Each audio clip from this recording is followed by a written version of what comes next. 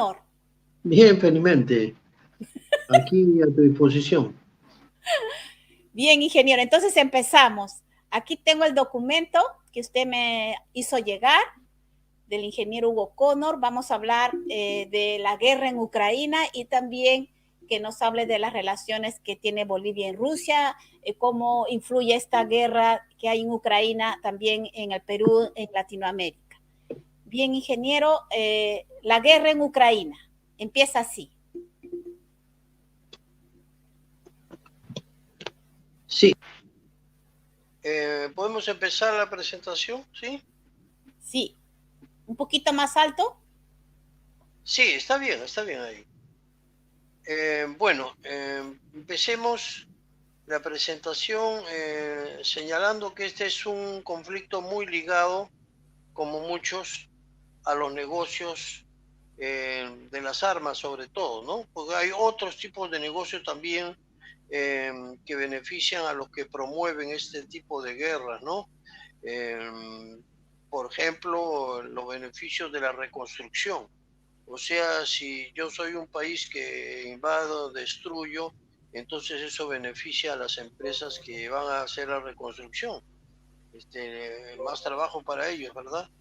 Entonces, todo este entretejido de intereses es lo que pretendo desarrollar en esta presentación, ¿no?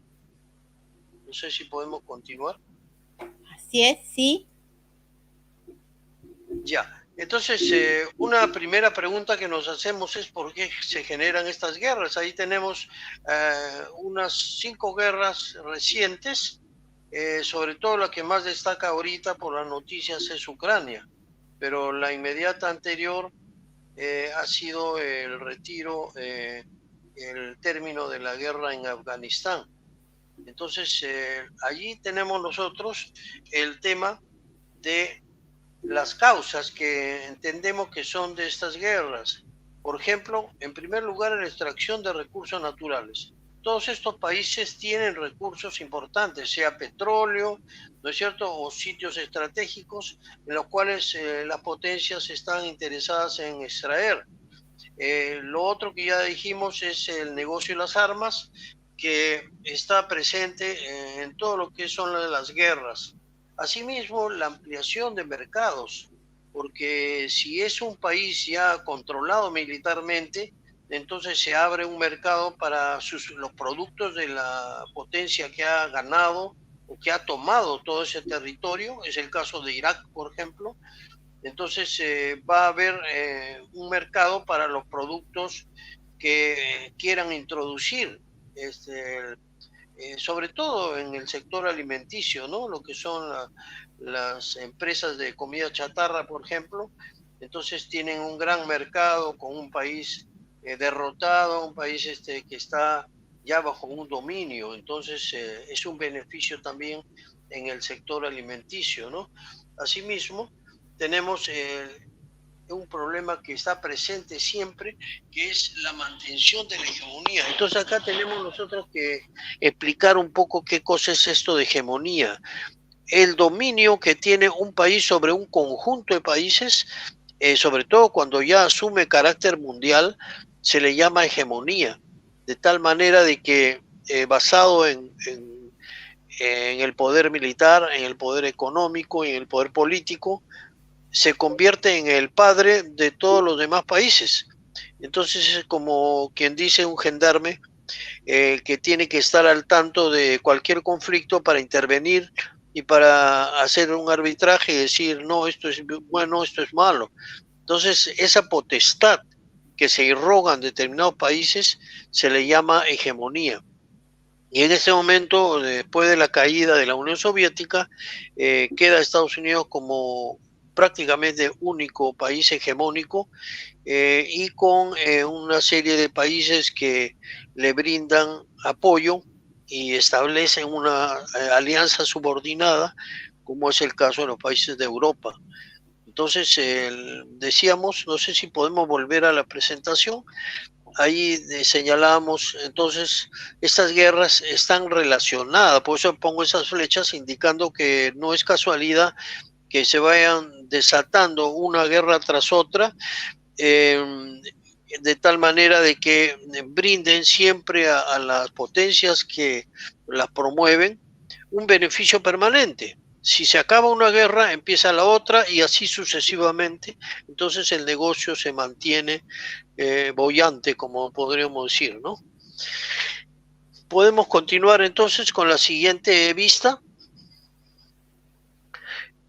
Tenemos, por ejemplo, en el sector alimenticio tenemos grandes multinacionales como Cargill, Monsanto y DuPont, que comercian con el trigo. Y esto lo menciono porque en el caso de la guerra de Ucrania se ha hablado mucho del trigo, que tanto Rusia como Ucrania son grandes productores, y ese trigo generalmente va a los países supuestamente en general del mundo, como es África. Sin embargo, la mayor parte de ese trigo, en este caso, ha ido derivado a Europa, y a África ha ido muy poco volumen. En todo caso, ahí están señaladas las 3 grandes empresas monopólicas que están interesadas en la extracción el traslado del trigo a los países consumidores, en este caso prioritariamente Europa. Entonces, al lado derecho podemos ver un gran conjunto de empresas. Yo las he subrayado las primeras 6, que corresponden a lo que son los fabricantes de aviones, buques, tanques, sistemas de información, actividades de reconstrucción, etcétera, que son los grandes beneficiarios de que exista alguna guerra en actividad, por ejemplo, en este caso en Ucrania, ¿no? Entonces, el consumo de estas armas hace que tenga que volver a hacerse la venta, de la reparación, el reabastecimiento de estas armas y municiones que en una guerra constantemente están siendo consumidas. Entonces, por supuesto, a elevadísimo costo para el país supuestamente que lo recibe, pero acá en el caso de la guerra de Ucrania se da un caso muy curioso, en que no se habla si son armas regaladas, si son armas vendidas, o donadas, o de alguna manera o vendidas a plazos, etcétera. No se menciona en absoluto en qué condiciones se está dando.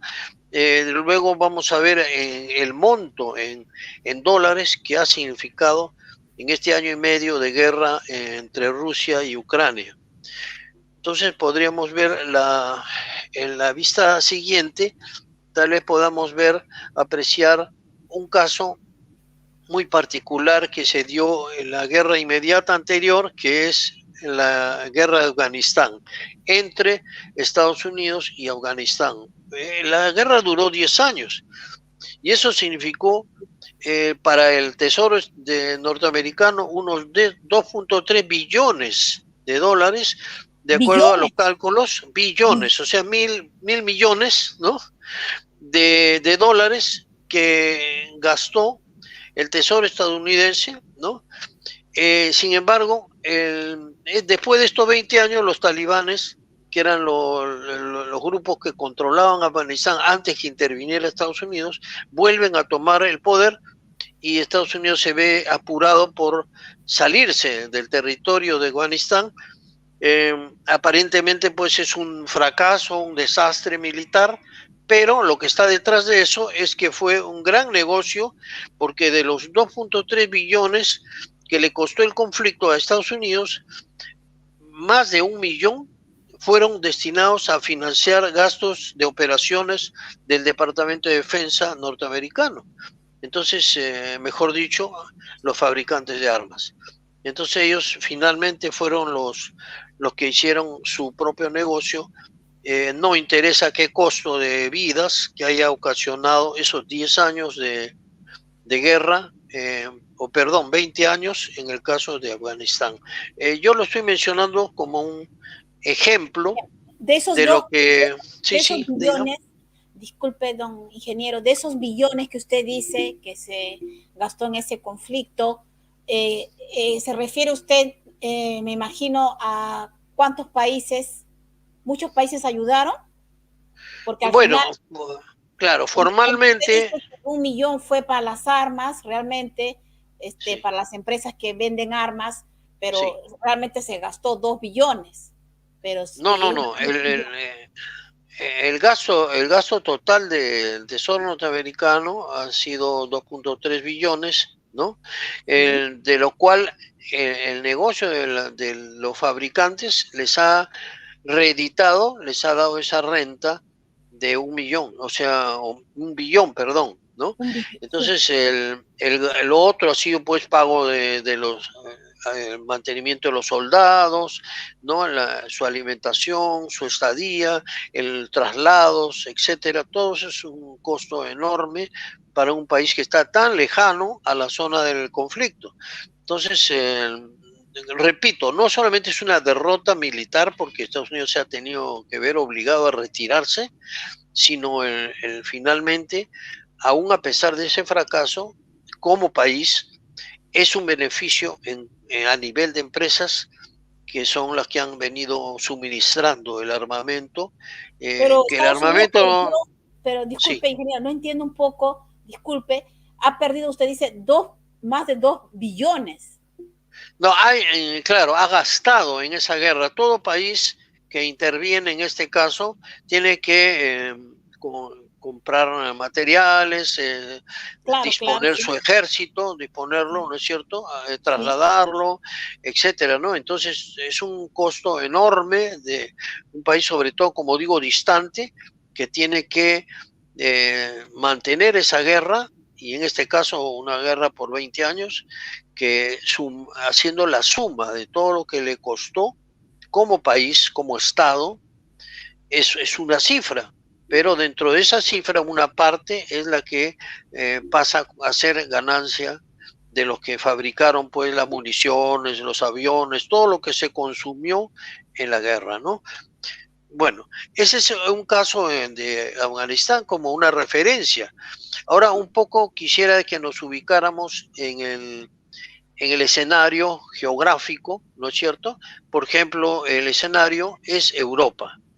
Ahí en Europa tenemos por lo menos unos 25 países de alguna manera directa o indirectamente involucrados. Hay países neutrales, como el caso de Suiza, Austria o Irlanda, pero la gran mayoría de países europeos están por la guerra, sea fundamentalmente mandando también armas, ¿no? Y también mandando dinero. Luego veremos a qué mano finalmente llegan esos recursos. En el caso de los países involucrados, puede volver a la lámina, tenemos formalmente a Rusia y Ucrania.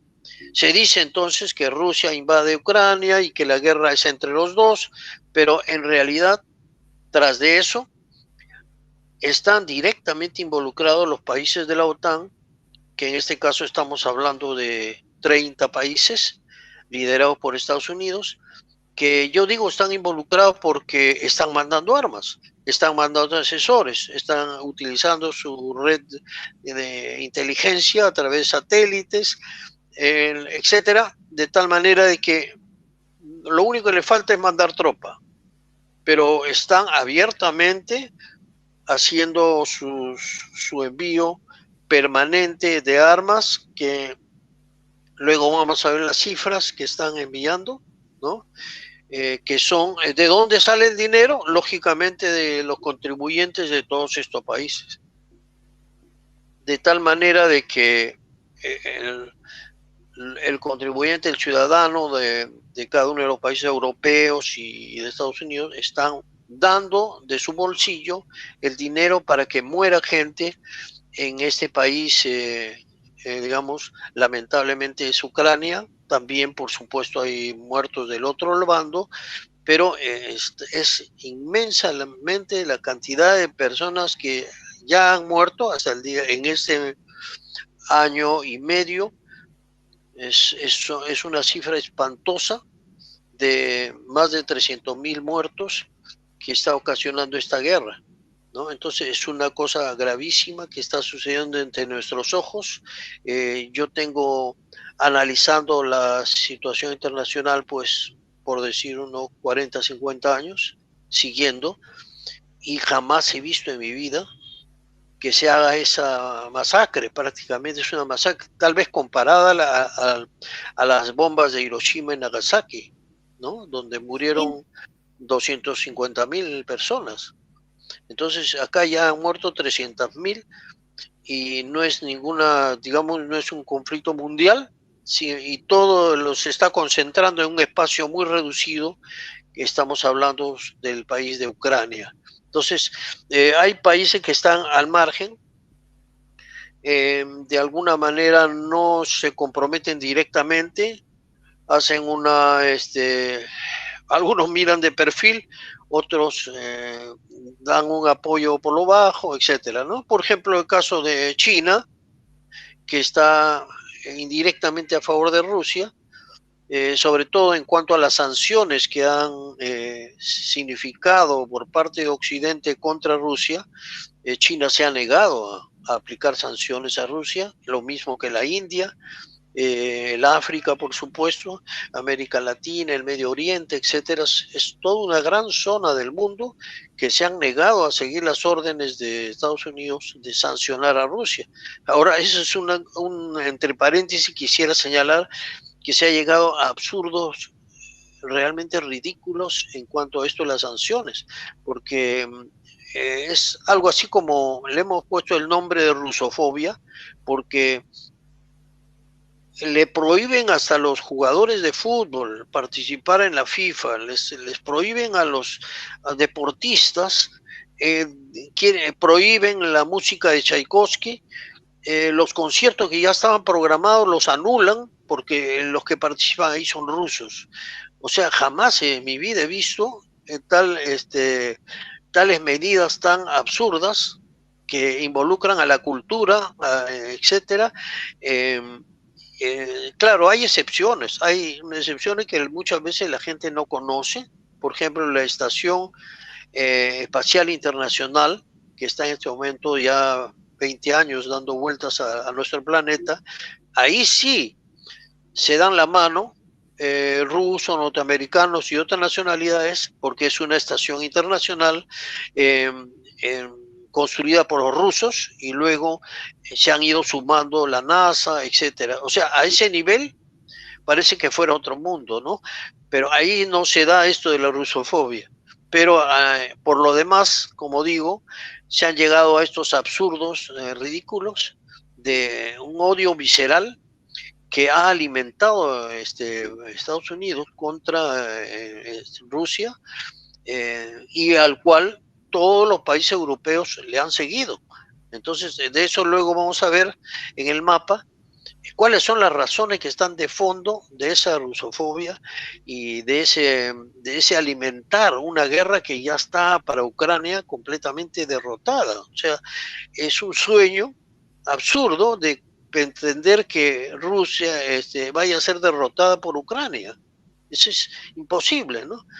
Porque no solamente es una potencia, sino incluso es una potencia nuclear. Entonces, ¿cómo vas a derrotar a un país así, salvo que lleves al mundo a la Tercera Guerra Mundial? La única solución.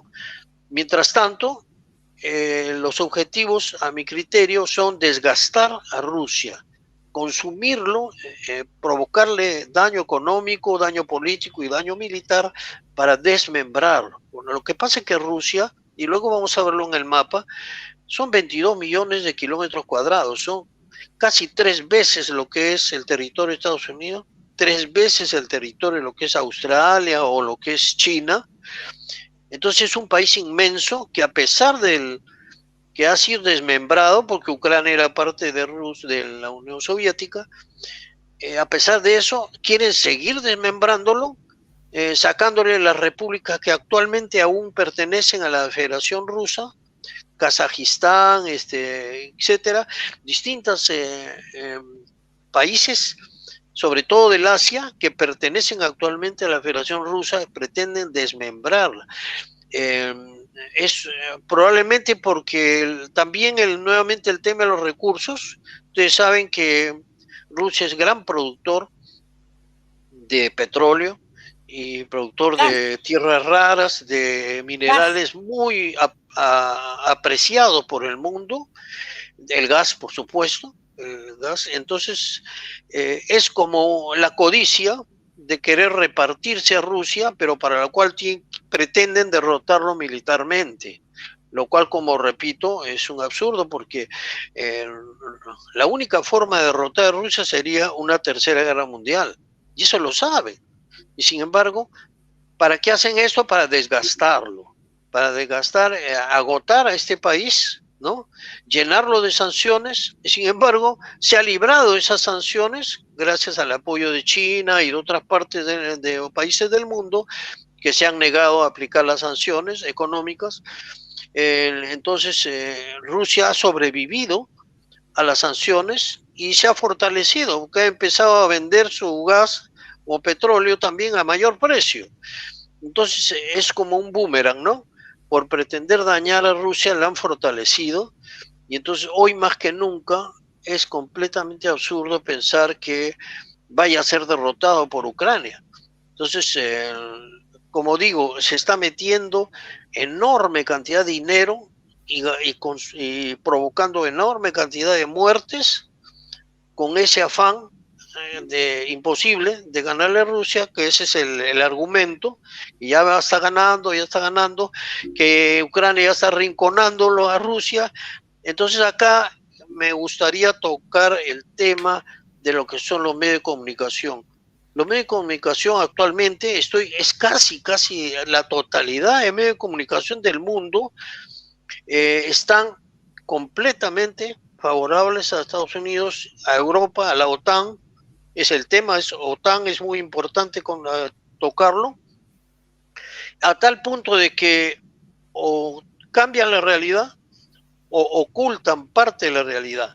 Por ejemplo, podríamos de repente continuar con la presentación para explicarles con más detalle lo que está ocurriendo, ¿no?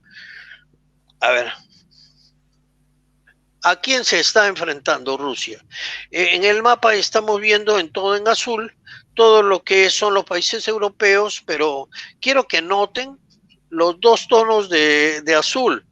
El primer tono de azul es lo que se unió, los que se unieron como OTAN antes del fin de la Guerra Fría, o sea, la caída de la URSS. Entonces los tenemos todos los de azul claro, hacia el lado izquierdo, que son España, Francia, Alemania, Italia, Reino Unido. Todos esos ya eran parte de la OTAN desde el año 49 que se forma, son alrededor de 11 países.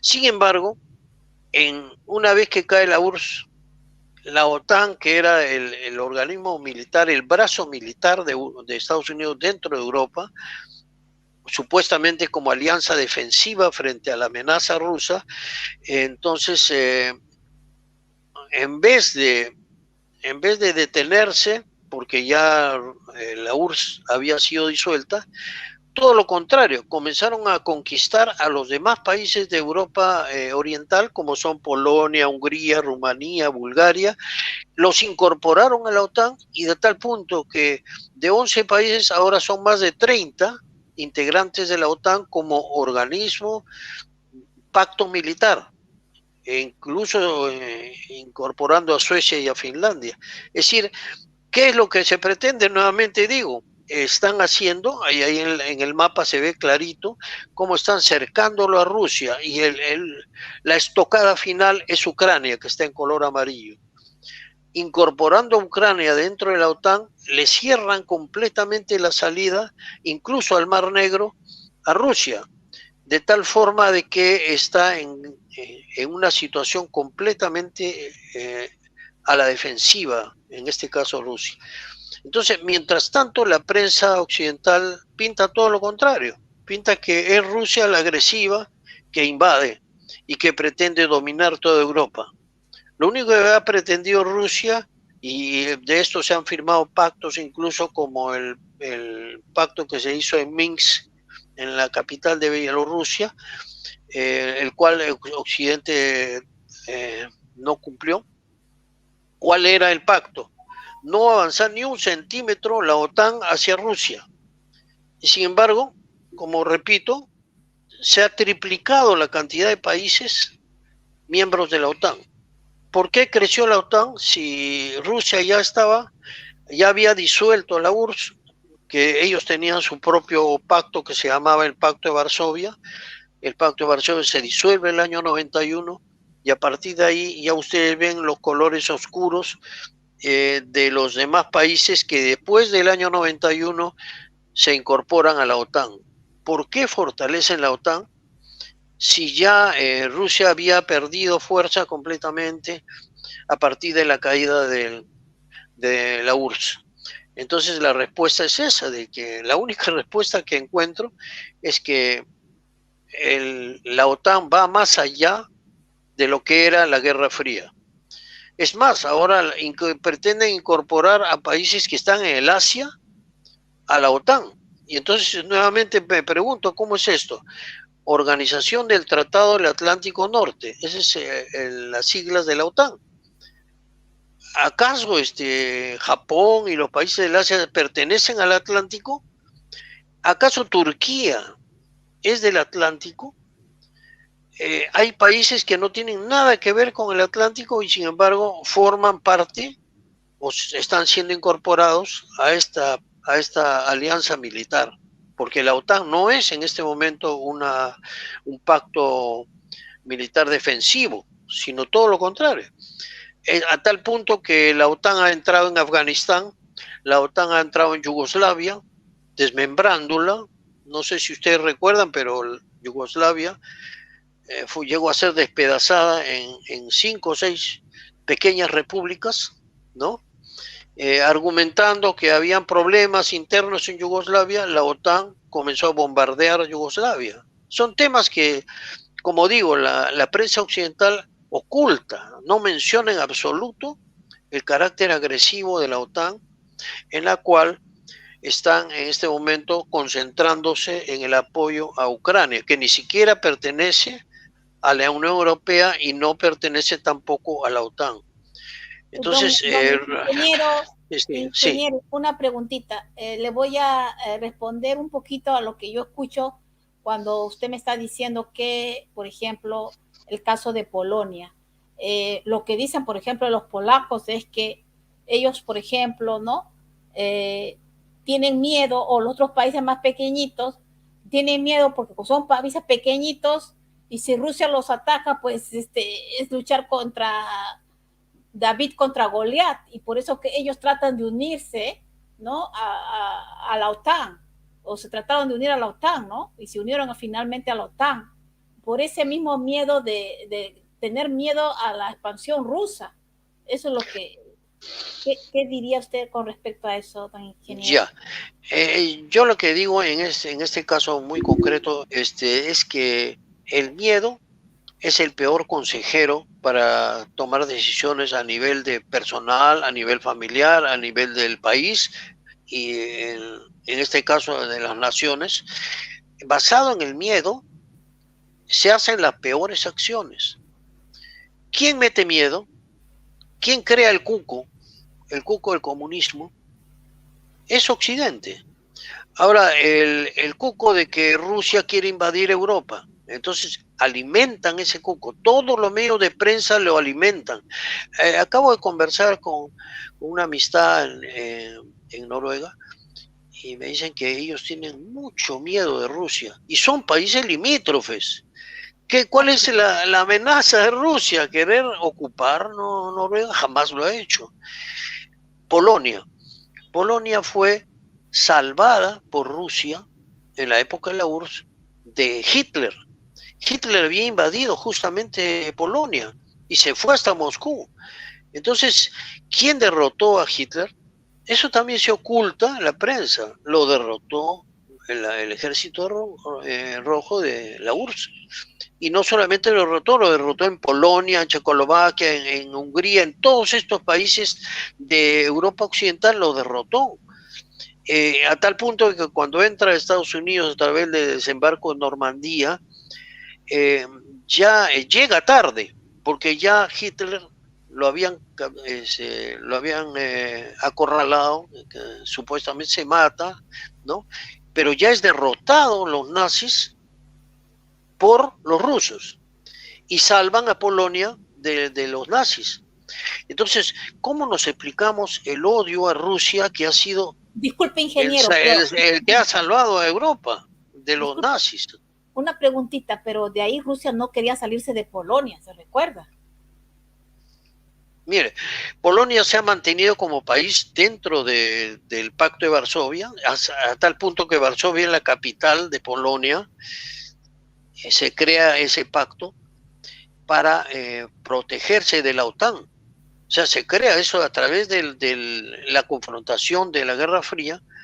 Como Occidente se arma, Rusia también se arma, y todos estos países de Europa del Este también forman parte de ese Pacto de Varsovia.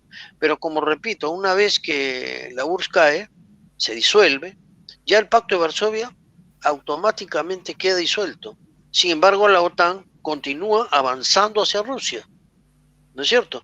Entonces está clarísimo de que no es solamente un pacto defensivo la OTAN, sino es un pacto agresivo, porque tiene propósitos mucho más allá de lo que era la URSS. Ahora lo que quieren es desmembrar a Rusia. Entonces, lejos de lo que dice la prensa occidental, que la pretensión de Rusia es invadir porque es agresiva, por no sé, porque quieren dominar el mundo, etcétera. Me pregunto, ¿cuántas bases militares tiene Rusia en el mundo? Solamente tiene una base reciente en Siria. ¿Cuántas bases tiene Estados Unidos en el mundo? 800 bases militares en todo el mundo. Tiene 7 flotas navales en los 7 océanos.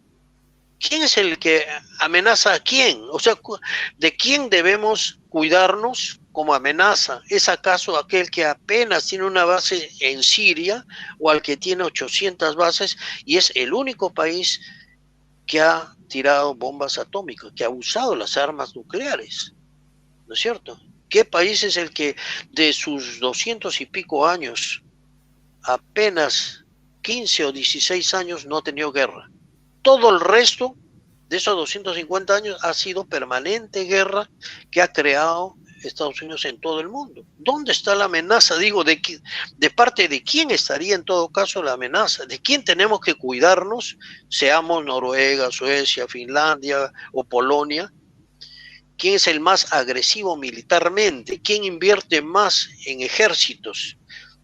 ¿Quién tiene más soldados? ¿Quién tiene más armas que vender y distribuir en el mundo? Usted no sé si conoce, pero en Europa hay 4 o 5 países europeos que tienen armas nucleares proporcionadas por Estados Unidos. Nuevamente, ¿de quién yo me cuidaría? El que está preparado durante 200 y pico años invadiendo países, que Rusia, que ya está retrocediendo, se puede decir, porque ya le quitaron influencia en todo lo que es Europa del Este. Se ha quedado acorralado prácticamente. Y la intervención en Ucrania es, en última instancia, la han obligado a Rusia a intervenir por 2 razones fundamentales. Ucrania ya había sido armado desde el 2014 al 2022 por Estados Unidos y la OTAN. Lo han venido armando hasta los dientes. ¿Por qué creen ustedes que está resistiendo esta intervención rusa? Porque estaban recontraarmados. O sea, en Rusia vio esto, que Ucrania se está convirtiendo en el peligro fundamental contra él, que está apenas a menos de 300 kilómetros de Moscú. Es como decir, si armamos hasta los dientes a México, ¿Estados Unidos lo va a permitir? ¿Va a permitir que le tengan todos misiles dirigidos al territorio norteamericano? ¿Ustedes creen que lo va a permitir a un país vecino que esté armado así? O sea, hagan la comparación y se dan cuenta que Ucrania en este momento está siendo utilizada como carne cañón. No le interesa a Estados Unidos que hayan muerto 300,000, quieren seguir mandando armas, ¿no? Dicho sea de paso, por valor de $1.500 millones, ¿no? $1.500 millones que ha invertido Estados Unidos, le ha regalado esa plata a Ucrania.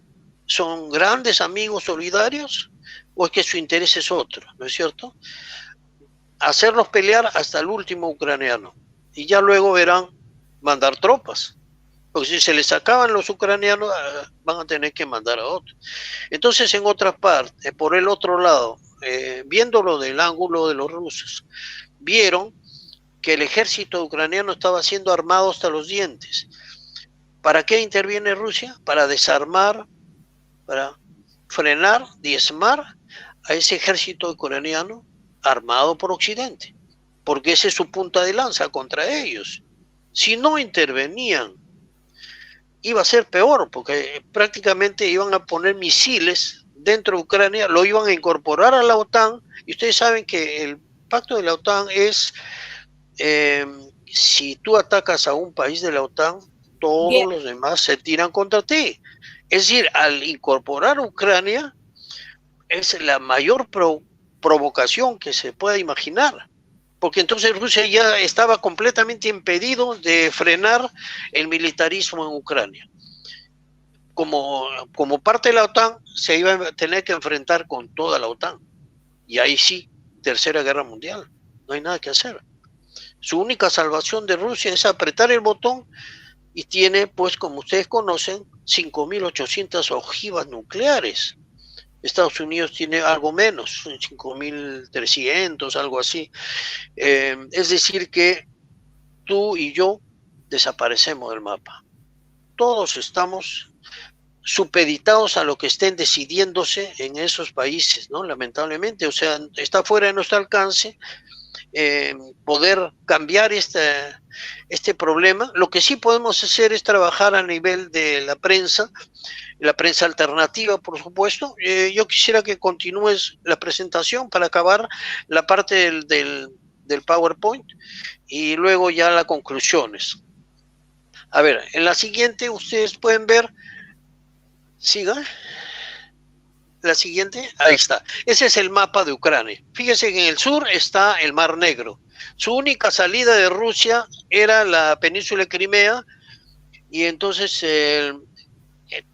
si al cambiar un golpe de Estado provocado por Occidente en el 2014 en Ucrania, hace que se instale un gobierno militar pro-nazi. Ahí sí vamos a tocar el tema de los nazis, porque alguien pensó, o muchos, que Hitler, la muerte de Hitler, acababa con los nazis. Y ahora yo estoy con una hipótesis, que los nazis han seguido dentro de Europa, escondidos en Polonia, en Ucrania, e incluso en los países bálticos, de tal manera de que están, por ejemplo, en el caso de Ucrania, poniéndole como héroe a un tipo que mató un montón de judíos en Ucrania, que se apellida Banderas.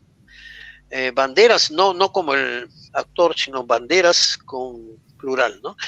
Entonces, el momento que se da ese golpe de Estado del 2014, Ucrania cambia de carácter, ya no se vuelve amistoso con Rusia, sino todo lo contrario, porque ahí se convierte, prácticamente se plantea unirse a la OTAN.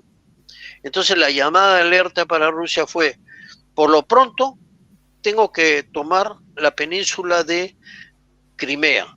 Crimea es un sitio, es no solo estratégico, sino históricamente parte de Rusia, porque es su salida al Mar Negro. O sea, fíjense, la imagen siguiente va a iluminarse lo que es Crimea. ¿Ve?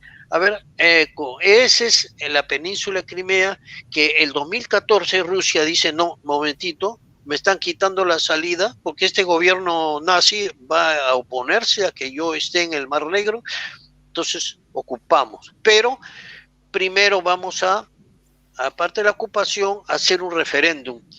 Más del 90% de la población de Crimea quiere pertenecer a Rusia, y por lo tanto se incorpora a la Federación Rusa. Hace 2014, ya lleva en este momento más de 8 años como parte del territorio ruso.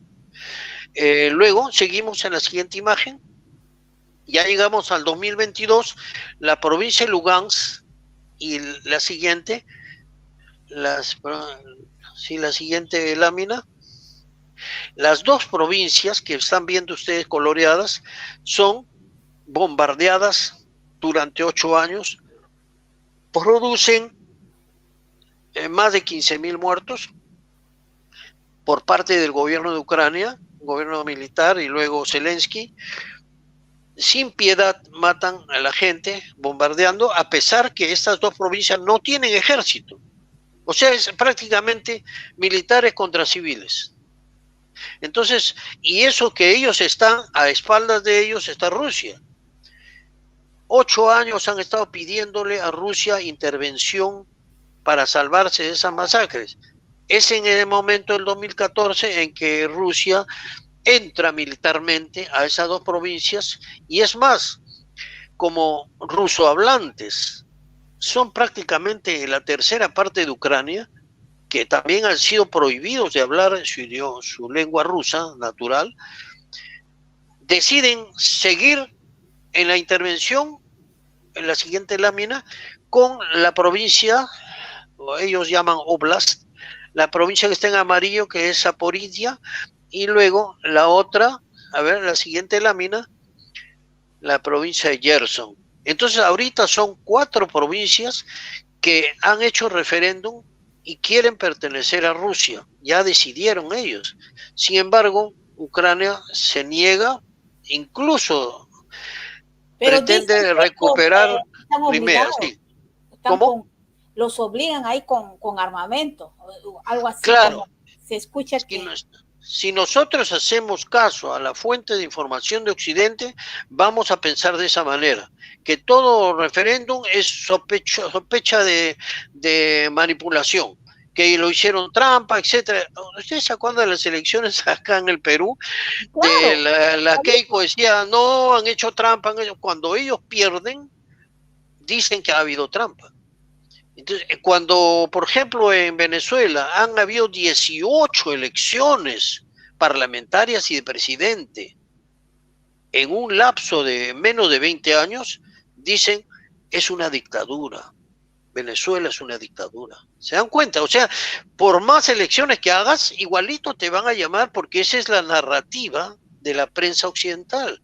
Entonces, si nosotros nos basamos a esas fuentes, vamos a estar completamente pensando lo contrario. O sea que Rusia, primero, es agresivo y quiere ocupar a Europa. Ese es el mito, ¿no? Segundo, de que entra y manipula todas las encuestas o los referéndums. O sea, ningún referéndum es válido si Rusia está presente. Entonces, según esa narrativa, nosotros lógicamente no podemos entender por qué el conflicto y por qué ¿por qué la población tiene una voluntad de pertenecer a Rusia? Ahora, tú dirás, ¿eso te parece a ti? No. Hay periodistas valientes, como tú has reconocido, hay periodistas valientes, por ejemplo, Sebastián Salgado, un argentino que ha ido hasta Ucrania, a Lugansk y a Donetsk, y ha hecho un video de 6 capítulos de pura entrevista. El video es entrevistas a los que viven allí, y de ahí te puedes sacar que ellos agradecen a Rusia haber entrado y quieren ser parte de Rusia. Entonces, ¿qué mejor que encuestas directas, más allá de los referéndums, para que tú te puedas dar una idea de esa gente no quiere al gobierno de Ucrania por ninguna razón? Entonces ahí volvemos o entramos a una pregunta clave, decir, ¿por qué el gobierno de Kiev está arrojando a la muerte a todos sus soldados para reconquistar unas provincias en las cuales no los quieren, a tal punto que los están bombardeando? Están bombardeando a civiles en esas 2 provincias, no están bombardeando a militares. Todos los militares están en la línea de la frontera de estas 2 provincias o de las 4 provincias. Ahí se da toda la guerra en los límites. Sin embargo, la capital de Lugansk, que también se llama igual, en la capital de Donetsk se llama igual, caen diariamente misiles, bombas de racimo, matando civiles. Entonces, ¿cómo no van a rechazar esa población al gobierno de Kiev? O sea, pero, esta es la mejor encuesta. Ingeniero, disculpe, pero yo entiendo perfectamente todo lo que usted me dice, pero hay personas, al menos acá hay bastante asilados de Ucrania, Ujú. y ellos están en contra, ellos quieren a su país, Ucrania, y están, bueno, en contra de los ataques que la guerra que ha hecho Rusia a Ucrania. O sea, es, Eh, mira, perdón. o sea, yo no he encontrado ningún uno de un asilado de Ucrania que esté aquí que me diga, yo estoy de parte de Rusia. Ninguno. Y todos son asilados que quisieran, profesionales, ¿ah? Gente Ya, profesional, que claro, quisiera regresar a Ucrania, ¿no? Es sí. difícil. Habría que preguntarles, pues, si ellos, si su país tiene soberanía o no. Es lo primero que yo preguntaría. ¿Hay soberanía nacional para Ucrania? ¿Es un país soberano? ¿Un país que acepta armamento de otros países y prácticamente se recorre el mundo extendiendo la mano, pidiéndole apoyo en dólares, por supuesto, Pero esos son en armas? Perdón, quiero terminar una idea. Olvida esos migrantes que Ucrania es el país más corrupto de Europa. Hasta el mismo Zelensky ha tenido que sancionar a sus funcionarios porque estaban haciendo negocio. Decía, oye, tú no quieres ir a la guerra, ya, págame tanto y yo hago lo posible para que tú te salgas del país. O sea, la gente que no quiere matar a otros ucranianos tiene que pagar e irse. Y ese dinero es, por supuesto, al bolsillo de los corruptos. Todo el dinero que está enviando Occidente, ¿alguien lo fiscaliza? Hasta el mismo Estados Unidos le han preguntado, ¿ustedes están fiscalizando? Los senadores, etcétera, preguntan, ¿ustedes están fiscalizando? No. ¿Las armas las están fiscalizando? No. ¿Dónde van esas armas? Al mercado negro. Han encontrado armas que llevaron a Rusia, a Ucrania, y ahora aparecen en México por eso se dice, o en Medio Oriente, o sea, los talibanes, etcétera, del Estado Islámico están beneficiándose con armas que supuestamente iban hacia Ucrania y son desviados. O sea, no hay ningún control yo sobre lo la sé, millonada que significa el apoyo a Ucrania. Entonces, justamente por eso es sí, una guerra de los políticos, de los que tienen el mando en los países, ya, pero ya, no del sobre esto, pueblo. mira, sobre eso quisiera aclararte algo. Mire, el, existen tres planos diferentes pero interactuados en relación. El plano económico, en todo conflicto, ¿eh? El plano económico, el plano político y el plano militar. Cuando lo económico no puede ser resuelto, pasamos al plano político, que es el diplomático, ¿no es cierto? No funciona la diplomacia, pasamos al plano militar. Esos tres planos están permanentemente actuando en todo escenario. Entonces, si tú me hablas de la parte económica, momento, ¿qué intereses tiene cada personaje o que cada país que está en injerencia? O sea, momento, como dice, manos arriba. ¿Cuál es tu interés económico de Estados Unidos en Ucrania? ¿Por qué manda tantas armas? ¿Acaso le va a pedir cobrarle? ¿Lo va a endeudar por cuántos años? Esa es la parte económica. Luego la parte política es quién tiene el mando, la soberanía de Ucrania. La tiene la OTAN, liderado por Estados Unidos. Ellos decidieron, fíjate, a final de febrero del año pasado, cuando apenas había empezado el conflicto, Ucrania quiso firmar la paz. Sí, bueno, arreglemos este asunto, porque sabía que Rusia se le venía encima. ¿Quién le prohibió a Zelensky firmar? La OTAN. Momento, no firmes nada. Aquí hay que hacer la guerra a Rusia. Clarísimo. Entonces le agarraron la mano y no firmó. ¿Quién toma las decisiones? ¿Es Ucrania o es Occidente? Entonces Ucrania se ha convertido en un estado fallido. Ya por nuestra bandera, etcétera, Ucrania que viva, pero ya ahorita es una ficción. Ya prácticamente Ucrania está siendo ambicionada por la propia Polonia, porque antes esos territorios de la parte occidental han pertenecido a Polonia, y va a aprovechar, como se dice, a río revuelto, ganancia de pescadores, va a intentar recuperar, es decir, prácticamente la tercera parte de Ucrania ya está en manos de Rusia, y la otra parte que lo agarre Polonia, prácticamente Polonia, Ucrania está en peligro de dejar de existir por persistir en una guerra de Occidente. En realidad ya no debíamos hablar de la guerra de Rusia contra Ucrania, es la guerra de Rusia contra la OTAN y Estados Unidos a la cabeza. ¿Y cuál es el problema fundamental que yo veo detrás? Es que se está generando el peligro de guerra atómica. O sea, porque están obligando, presionando a Rusia, si lo están acorralando y va a apretar el botón. Yo no creo que ahorita lo haga, de repente mañana, de repente pasado, quién sabe. Es más, incluso como información te digo esto, hay un sistema que ya previeron los rusos de que en el caso que le desaparezca Moscú, ya tienen un sistema automatizado para lanzar misiles, ya sabes a dónde, a Londres, Nueva York, etcétera. O sea, ya están apuntados y tienen un sistema automatizado para que en el caso que ellos ya no puedan apretar el botón automáticamente proceda. Entonces, la vida de todos nosotros está en juego. ¿Cómo es posible que seamos tan indiferentes de lo que está pasando en Ucrania? Entonces, porque allí se está decidiendo de repente el fin de la humanidad.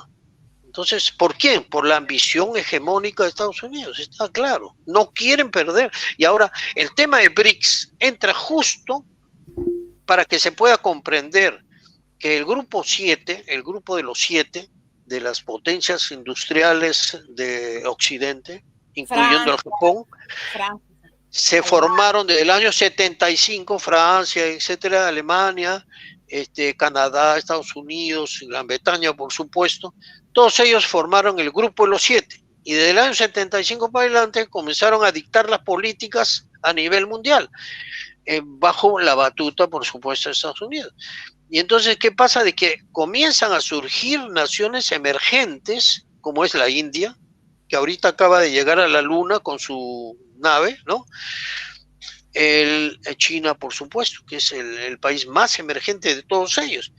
Brasil, y etcétera, que están formando ellos una asociación del año 2008 que se llama BRICS. Y el 2010 lo incorporan a Sudáfrica. Entonces, por eso es que se llama el BRICS. De tal manera de que se convierte en una contraparte de lo que es el Grupo 7. Entonces, ¿qué busca el BRICS? Un mundo multipolar, que no sea un solo país que domine al mundo. Creo que esa es la clave fundamental. Mientras que el Grupo 7 siguen lo anterior, es decir, fortalecer la hegemonía de Estados Unidos en el mundo, sometiendo, por supuesto, a Europa. Europa ahora se está quedando sin gas, porque ha permitido que Estados Unidos le destruya el gasoducto que iba a Alemania. Alemania es el mayor perjudicado porque es el país más industrializado de Europa y se ha quedado sin gas. Ahora tiene que comprarle gas a Estados Unidos a la tercera, 3 veces más que el costo que le pagaban a los rusos. Solamente por esta rusofobia y por este afán hegemónico que está arrastrando a la humanidad a una guerra mundial. Entonces, como digo, hay que tener esa información y tener fuentes de información. Yo quisiera que vuelvas a mi diapositiva. Sí, en las conclusiones. Sí, después del mapa vienen las causas. Bueno, ahí está relatado lo que acabo de mencionar. Seguimos. La siguiente. En la siguiente tenemos declaraciones de personajes norteamericanos sobre la guerra de Ucrania, ¿no es cierto? Y tenemos, por ejemplo, declaraciones del el sobrino de John Kennedy, que dice claramente, dice, ¿no? que cada decisión de Estados Unidos sobre Ucrania parece tener la intención de prolongar la guerra y de maximizar el derramamiento de sangre. Lo dice Kennedy, no lo dice, digamos, un ruso o chino, etcétera. Lo que dice Josep Borrell, eso es muy importante lo que declara él. Él es uno de los directivos de la Unión Europea, es un español. Dice, si Occidente deja de suministrar armas a Ucrania, el conflicto acabará en un par de semanas. ¿Qué quiere decir eso? Que depende de la OTAN, ya no depende de Ucrania, la decisión de la paz. O sea, la sartén, el mango de la sartén la tiene la OTAN y Estados Unidos, lo está reconociendo. Pero después de haber reconocido esto, pasa a decir de que no conviene la paz, porque si no Rusia va a ganar. O sea, están reconociendo que ellos están sosteniendo una guerra, prolongándola, a la costa de inmensa cantidad de seres humanos que están muriendo. No les interesa, ellos quieren continuar la guerra porque no pueden perder. O sea, ese argumento de no pueden perder no significa pues una catástrofe humanitaria para este país de Ucrania, ¿no? Que ha tenido la mala suerte de estar ubicado en ese lugar estratégico entre Rusia y el resto de Europa. Ahora seguimos en lo que dice el general Lloyd, norteamericano, ministro de Defensa, dice, objetivo de involucrar a Estados Unidos es agotar el ejército ruso y degradar su capacidad para luchar en cualquier otra parte del mundo. Ellos lo están diciendo claramente. ¿Cuál es su objetivo? De liquidar a Rusia, ¿no es cierto? Su capacidad militar. Y por último, Robert Kennedy nuevamente dice, lo que estamos haciendo en Ucrania no es bueno para el pueblo ucraniano. Hemos matado a 300,000 soldados ucranianos y decenas de miles de civiles. Lo está diciendo un senador norteamericano y no puede acusársele a él de ser prorruso, ¿no? Como suele ahora decirse a todos los que queremos buscar la verdad, ¿no? Como tú, Socorro, ¿no? Entonces, por eso digo, las fuentes es muy importante. A ver, la última, por favor, la última diapositiva. Dice, Ucrania ha sido parte de Rusia durante siglos y sus historias estaban entrelazadas antes de esa fecha. Occidente debería haber tomado en serio las preocupaciones de seguridad del Kremlin. ¿Quién lo dice? Henry Kissinger. Tampoco se le puede acusar de prorruso. ¿No? Y él remata diciendo que el 2001, el 2 veces secretario de Estado, Kissinger advirtió al gobierno estadounidense que incluir a Ucrania en la OTAN es una mala idea. Y hay un video que estoy poniendo ahí para que ustedes vean directamente las declaraciones del propio Kissinger, ¿no? Que está advirtiendo, hace 20 años que está advirtiendo eso. O sea, lo que estamos viendo ahora es el desenlace de lo que él ya estaba avisorando. ¿Por qué? Por más pecados que hubiera cometido Kissinger, el tipo tenía mucha inteligencia para hacer análisis de la escena mundial, ¿no? Y quisiera que vieras la última lámina porque creo que es lo más importante. Bueno, aparte de las conclusiones, que ya las he ido señalando, quisiera que vieran la que dice podemos hacer algo, porque no cuestión de lamentarse, sino cuestión de ver qué podemos hacer. Ya, a ver, por favor, ponle la siguiente lámina, con eso termino. Dice, sí podemos denunciar lo que sucede en Ucrania, pero no pues recurriendo a la misma fuente de siempre que nos van a tergiversar lo que está pasando allí, sino recurriendo a fuentes de información alternativas. Y yo estoy poniendo una larga lista que he descubierto de youtubers o canales de YouTube o simplemente gente en internet muy documentada que dan una versión totalmente diferente a la prensa internacional. Tenemos hay algunos mexicanos, argentinos, incluso argentinos en Alemania, tenemos españoles, etcétera, personas que todos los días lanzan información fresca directamente de lo que está pasando allá y quisiera por favor que tomen en cuenta todas estas fuentes de información que no las van a encontrar en ningún medio de comunicación. Y gracias por la paciencia de haberme escuchado. Muy interesante, ingeniero, pero ahora no quisiera escucharlo con respeto también a este debate que existe de la cooperación entre Rusia, Venezuela, Bolivia, Irán. Ya, mire, antes que nada, antes que hablemos de Bolivia, de cualquier otro país, sí, lo principal son cuáles son los principios que deben regir las relaciones entre los países. Hay países económicamente desarrollados, hay países subdesarrollados como nosotros, hay una historia de cuál ha sido la relación de unos y otros, ¿no? En las relaciones de dependencia, de subordinación, de que si tú no haces caso al que está invirtiendo, bueno, te va a retirar todos los créditos del Fondo Monetario o del Banco Mundial, te van a sancionar, te van a poner una calificación baja a nivel mundial, ojo.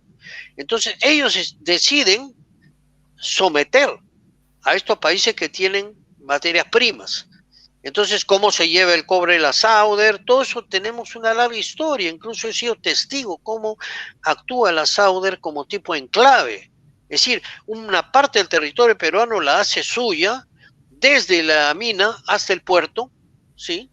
Clarito, lo he visto, yo he vivido ahí, cerca.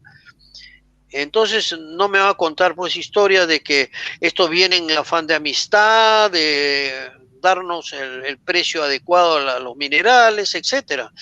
Por lo pronto, yo creo que ese principio debe mantenerse. Un país soberano va a poner condiciones al inversionista, es decir, como ha hecho Bolivia, ¿no? Tú quieres extraer, muy bien, pero todo lo que está en el suelo pertenece al Estado. Si tú quieres sacar algo, tienes que pagarle al Estado por sacar, aparte de lo que vendas, etcétera. Es decir, el país receptor de la inversión tiene toda la potestad de poner condiciones.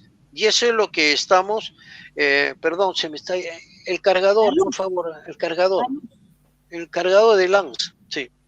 Ah, ya, sí, se me está acabando la batería. Bueno, entonces decía que eso es lo más importante. Bolivia lo que ha hecho es eso, pues, o sea, poner condiciones, sea China, Rusia, quien sea. Es decir, ya, quieres invertir ya, pero ¿qué me vas a dar de tu tecnología? ¿Qué industrias vamos a desarrollar a partir de lo que pretendes extraer? Tienes que dejarme un beneficio, porque si no, estamos repitiendo pues lo de los siglos, ¿no? Perdón, un ratito. Hay un problema técnico acá. A ver, allí. A ver, vamos ya, a ahora sí. Ya. Interesante, interesante. Sí, entonces eso es lo que debe gobernar las relaciones de los países, como se dice, en pie de igualdad. No porque tú seas un país poderoso me vas a venir a poner tus condiciones, ¿no? Ahora, el problema surge pues con países tan entreguistas, por ejemplo la DINA, pues que, bueno, todo lo que venga, por ejemplo, si viene militares norteamericanos, pase usted adelante, capacíteme a los policías para reprimir más manifestantes, ¿no es cierto? Entonces, esa es la relación subordinada, en que nuestros policías y militares no solamente son entrenados, sino son en su cabeza, les van metiendo esa idea del desprecio a la multitud, a los manifestantes. Entonces les pegan con cólera porque les han dicho que son gente mala. Ellos son los buenos, por supuesto, ¿no? Y entonces les cambian de mentalidad. ¿Tú te acuerdas que en un tiempo hubo Escuela de las Américas en Panamá? Ahí entrenaban incluso el método de tortura a estos policías, ¿no? Al ejército, por supuesto. Siempre hay una excepción. Alguien se le escapó de la Escuela de las Américas, que fue Hugo Chávez, ¿no? Él había recibido instrucción ahí, pero dijo en un momento determinado, no, estoy haciendo algo malo, voy a rectificarme. Pero ahora desapareció Escuelas América, han puesto Comando Sur. Y analiza, Comando Sur, o sea, Comando es algo de mandar, ¿no es cierto? O sea, ellos están hechos para mandar el sur. ¿Para qué tienen ese organismo de Comando Sur? Y sus organismos, supuestamente la DEA, etcétera. Entonces, son formas de intervención ya a nivel local de país que viene con intereses pues extractivos, etcétera, ¿no? O poner sus empresas. Entonces, si Rusia o China viniera en ese plan, por supuesto debe ser rechazado. Claro. Pero no creo que sea el caso de Bolivia, porque ellos han firmado, desde la época de Evo Morales, han firmado convenios con China, con Rusia. Ahora van a tener una central nuclear, magnífico, pero tienen que dejar la industria, tienen que dejar instalaciones que ya queden permanentemente en Bolivia, porque si no la relación sería desigual, completamente asimétrica, como se dice.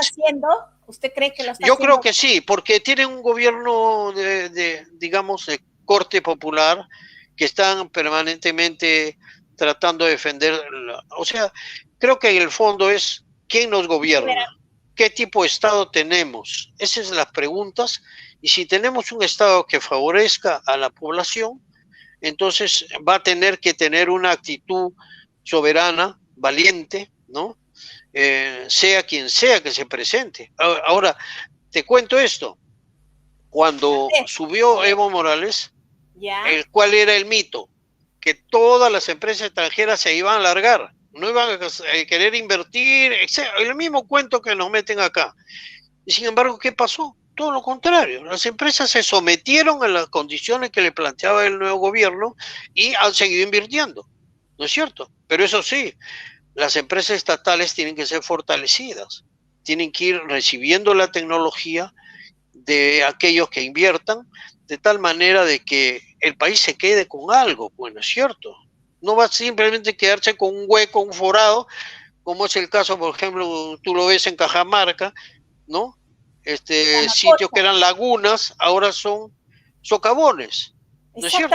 Exactamente, eso he escuchado, de las ahora, lagunas mira, preciosas, ya no exacto. Son... Mira, un tema, Socorro, es que dice, bueno, hay que cobrarles canon, pues, el canon para que vaya a las manos del alcalde, a la zona, ¿no? Que nos hagan una pista, que nos hagan una escuela, ya con eso contentos, ya que se lleve todo el mineral. Falso, pues. Primero, caracterizar si esta es una zona agrícola o es una zona minera. O sea, una zonificación económica, ecológica. Cusco ha avanzado en algo en eso, pero Cajamarca no. Entonces, que diga, momentito, esta zona es agrícola, no me la toques con... No, pero debajo hay mineral, no me interesa. Este es agrícola y punto. Ese es un Estado valiente, que pero al revés, primero privilegia... Ahora, perdón, quería decirte algo más. Sí. Quieren llevarse el mineral, un momentito. Y eso en la época de Velasco incluso dijeron, momentito, voy a poner una refinería del Estado. El mineral no te lo vas a llevar en bruto, acá lo vamos a refinar. Eso lo hizo como primer paso para hacer industrias relacionadas con el mineral que se estaban pretendiendo llevar. Por ejemplo, el cobre. Entonces, industria del cobre, claro, se pretendió, ese es un primer paso a la industrialización del cobre en el Perú, era poner una refinería. ¿Y ahora qué pasó con la refinería? La vendieron a la misma Sauder. ¿Te das cuenta? O sea que la Sauder es dueña de la fundición, es dueña de la refinería, y ellos refinan lo que les dé la gana. ¿Quién la vendió? ¿Te das cuenta? Por eso te digo de que... ¿Quién la vendió? ¿Fujimori?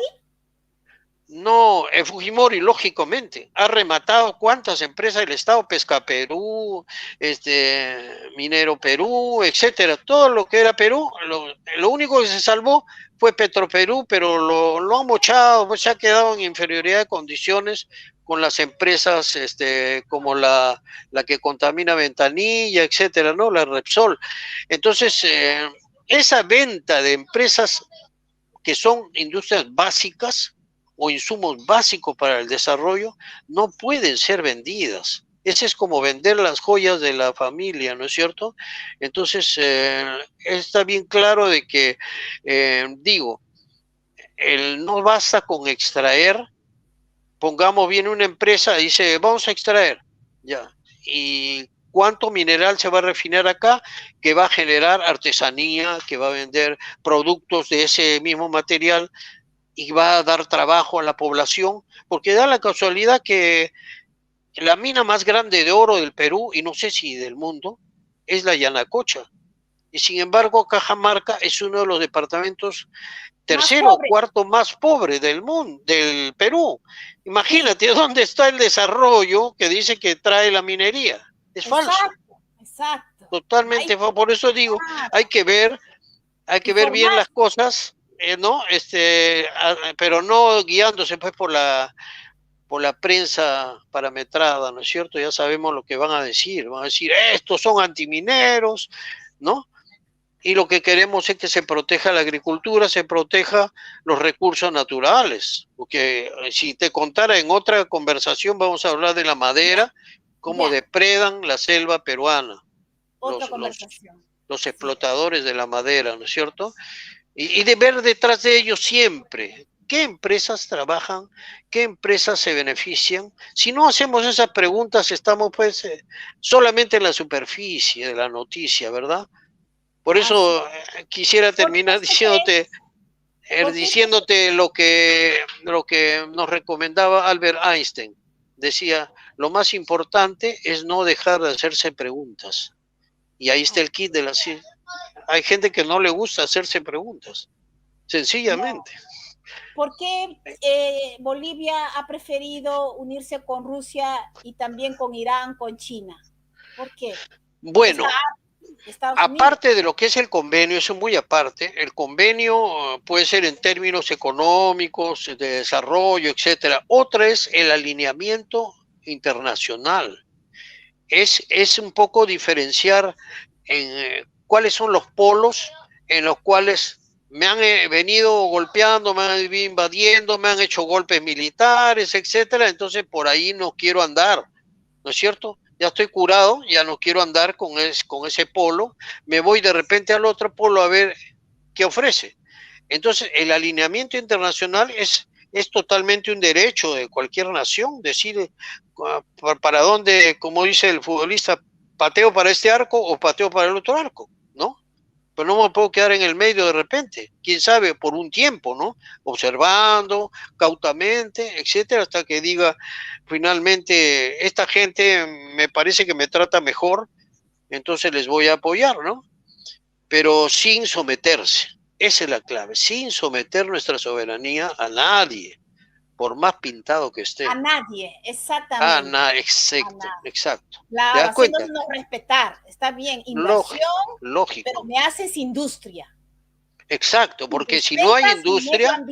Y respeta mi medio ambiente. Exacto, porque si no hay industria, nosotros somos simplemente escaparate de productos extranjeros, ¿no?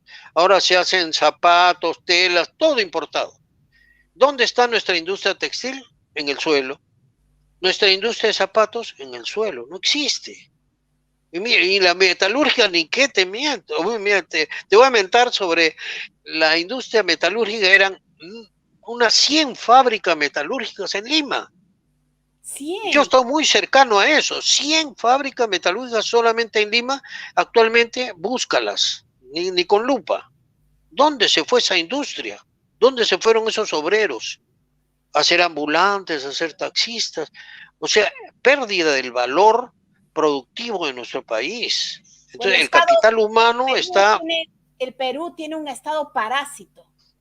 Claro. Entonces, nosotros, esa actividad secundaria o terciaria, ¿no? Como es, por ejemplo, servicios, ¿no? O ambulantes, etcétera, ¿no? Entonces, esa gente, esos peruanos, están produciendo por debajo de lo que ellos podían producir si estuvieran dentro de una fábrica. ¿Te das cuenta? Entonces, el empresario finalmente no le interesa despedir con tal de meter su plata en cualquier otro negocio. Pero para eso es el Estado. Momentito decir, ¿no? Estás despidiendo a esta gente, ¿qué alternativa le damos? ¿O cómo refloto tu industria para que se mantenga? ¿No es cierto? pero dentro de un plan nacional de desarrollo, que esa es otra de las ausencias graves que tenemos, ¿no? No hay un plan de desarrollo que planifique cuánto producir de cada uno de los productos nacionales. ¿Cómo incentivamos el consumo de productos nativos? Porque tenemos una cultura alimenticia del fideo y el arroz.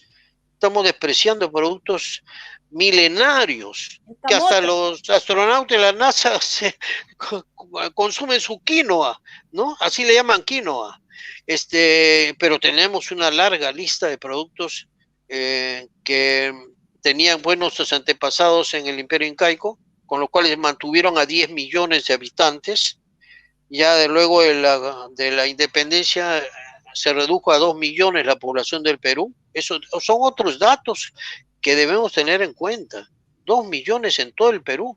Ahora 2 millones, creo que con las justas, San Juan del Urigancho y Villa María del Triunfo.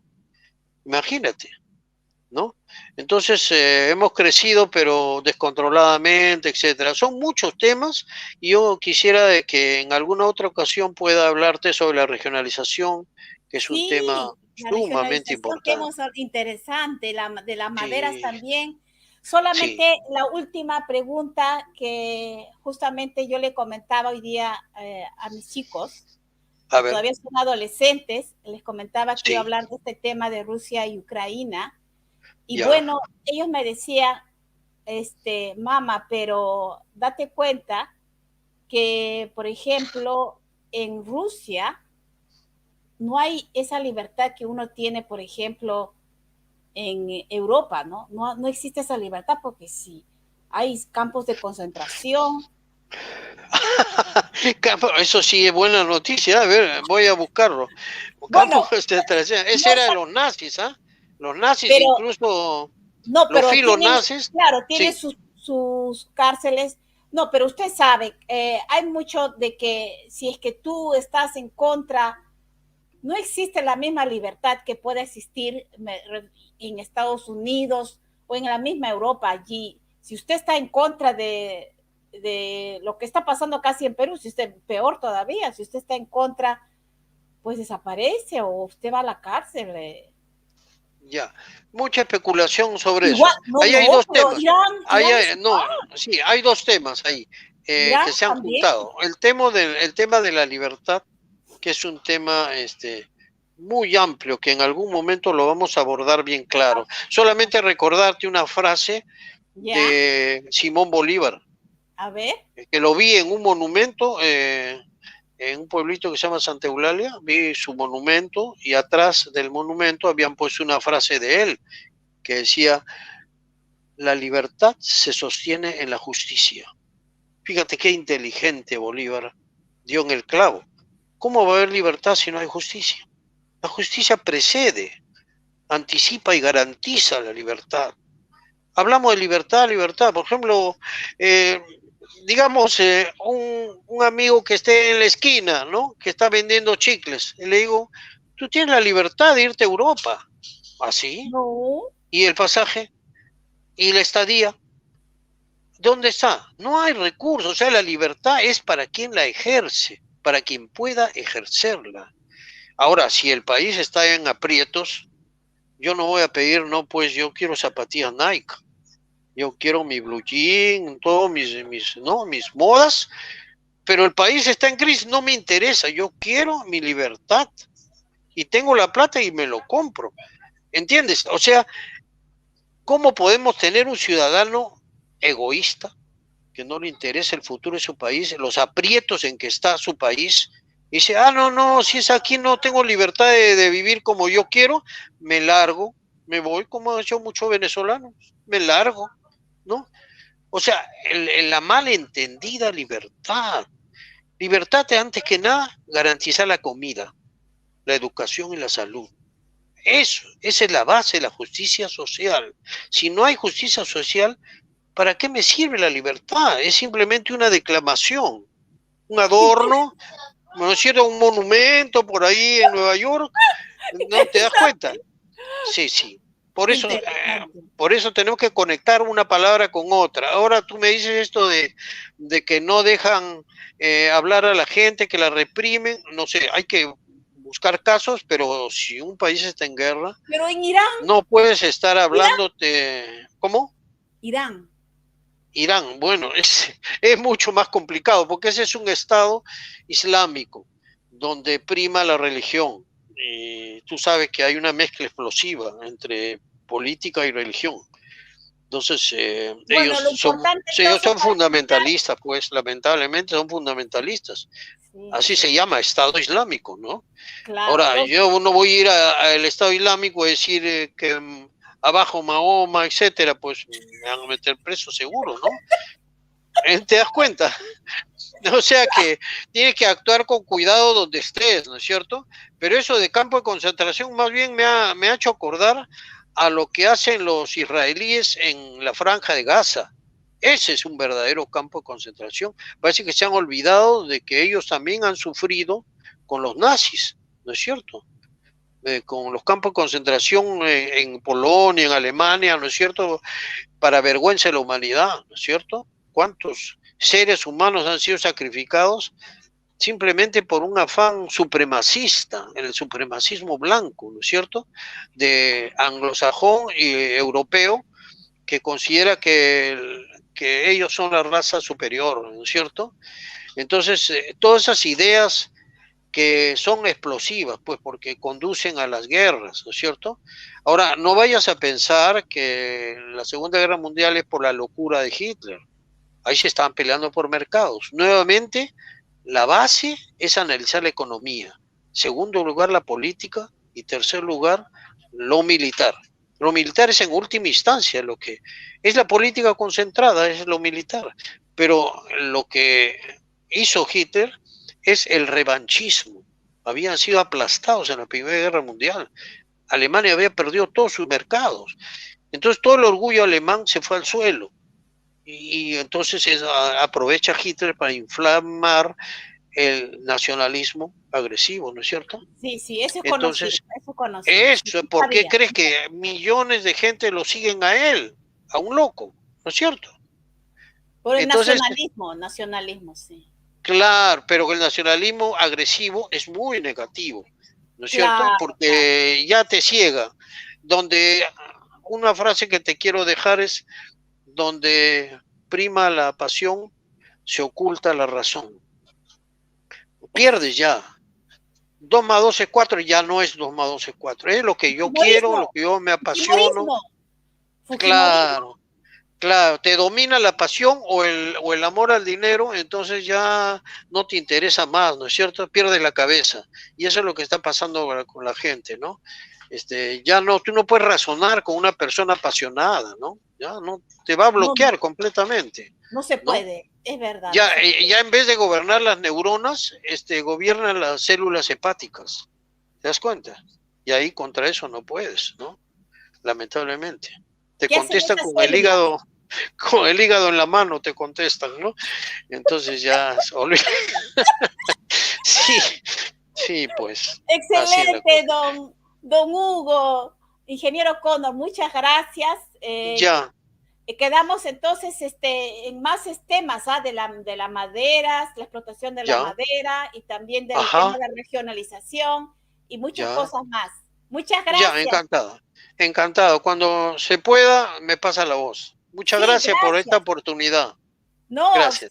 A usted por su tiempo. Muchas gracias. Gracias. Les ha gustado a todas las personas, Carambas. Me alegro. Gracias. Ojalá no se olviden de la última lista que les he dejado, de la presentación de los medios de comunicación alternativos. Ese es clave. Ahí está, que usted dice que le ha dado acá está. Pero dice que le falta a don Hugo. Por acá escuché que faltaba algunos, ya más bien usted le voy a decir cuáles son. Por ahí leí que decía Valentina falta, no sé dónde, ahí está, no sé dónde dijo Valentina que faltaba, le faltaba en su lista, le faltaba alguien en su lista, don Hugo. ¿Qué dice aquí? La libertad no existe. Edgar Victorio, bienvenido. No te olvides dar like y también suscribirte. Salimos siempre los miércoles y domingo a las 4 de la tarde con un invitado. 1 hora noticias, 1 hora un invitado. La libertad no existe, solo es una palabra hueca, vacía de contenidos. Lo pusieron de moda unos revoltosos franceses. La libertad, en todo caso, es de contenidos vagos, disímiles. Claro, me encantó lo que dijo don Hugo, ¿no? Primero la educación, salud, bienestar, vivienda, seguridad, justicia, y después habla de libertad, ¿no? Claro, interesante. Sí, muy interesante, don Hugo. Tu profe Ri, excelente. Sí lo mencionó el profe Ri. Tex Armesilla. Eso le falta, creo, don Hugo. Tex y Armesilla.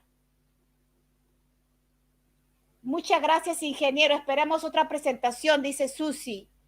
David de Vita. También le falta a David de Vita, don Hugo. Exacto, y de pintado. Un invitado de lujo. Bien, hola Guillermo, qué gusto verte. Valentina, depende a que llamemos libertad, señores. Sí, sí, muy bien. ¿Qué dice Oscar? Gracias por el programa. Muy bien. Rasurín. Ya sabes, Oscar, para los fujimoristas, cuando, ¿cómo era la razón? El corazón, ¿cómo era? Ya me he olvidado el dicho de don Hugo. Rasurín. Cuando la razón, cuando el corazón domina, ya no manda la razón, ¿no? Algo así. Hablan con el hígado. Good boy. Daniel de Vita, ya lo puso. El J, eso es lo que iba a decir, don Hugo, el J Prensa Alternativa con Juan José del Castillo. Recomendable fuente de información. Exactamente. Exactamente, don Hugo. El Juan José Castillo, peruano. Saludos, Butrón. Saludos.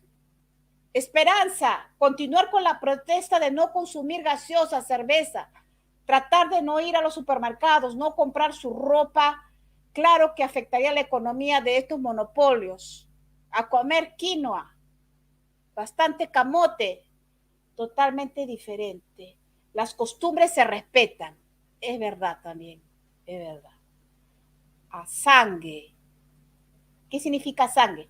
Ah, Julián Azangue, preso por decir la verdad. ¿De qué libertad habla? Wow, ¿quién será Julián Azangue? ¿Y qué pasa con la libertad de los que queremos sintonizar RT, Sputnik, Telesur? ¿Dónde está mi libertad? En el Perú tenemos diferentes culturas. Qué interesante reflexión. No sé, Valentina, dice Aide. Sí, está contento. Aide, ¿qué dice? Gracias, ingeniero. Sí, es ingeniero. Ingeniero en planeamiento, Aide. ¿Qué invasión? ¿Qué dice acá? Investiguen sobre las fábricas de toda la avenida Argentina. El japonés las hizo fracasar. Así es, el